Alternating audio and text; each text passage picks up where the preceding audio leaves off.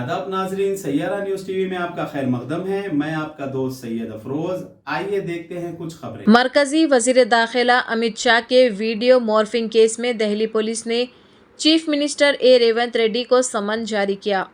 रेवंत रेड्डी जो तेलंगाना पीसीसी के सदर भी है, हैदराबाद में वाक़ कांग्रेस के दफ्तर गांधी भवन में सीआरपीसी के सेक्शन 91 के तहत समन जारी किया और 1 मई को होने वाली समाअत में रेवंत रेड्डी को शिरकत करने के लिए कहा गया। समन में कहा गया कि वो फ़ोन लेकर तफ्तीश के लिए आए। मीडिया रिपोर्ट्स के मुताबिक दिल्ली पुलिस ने इतवार को मरकज़ी वज़ीर दाखिला अमित शाह के नाम पर कुछ फर्जी वीडियोस गश्त करवाने के खिलाफ मुकदमा दर्ज किया। मरकज़ी वज़ीर दाखिला की शिकायत पर दिल्ली पुलिस ने एक FIR दर्ज की है। अमित शाह ने इस माह की 23 तारीख को तेलंगाना में मुनक़्क़दा विजय संकल्पा सभा में शिरकत की। वहां खिताब करते हुए उन्होंने कहा था कि अगर बीजेपी इक़्तिदार में आती है तो हम गैर आइनी मुस्लिम तहफ़्फ़ुज़ात को मनसूख कर देंगे। हम इन्हें SC, ST और BC के हुकूक़ वापस कर देंगे। बीजेपी का इल्ज़ाम है कि कुछ लोगों ने इस वीडियो को तोड़ मरोड़ कर एडिट किया है और कहा है कि SC, ST और OBC रिजर्वेशन भी मनसूख कर दिया जाएगा। वो हराएंगे।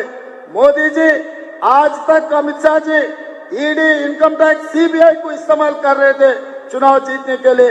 अभी मेरे समाचार मिला है तेलंगाना कांग्रेस पार्टी ऑफिस में दिल्ली पुलिस पहुंचा हुआ है।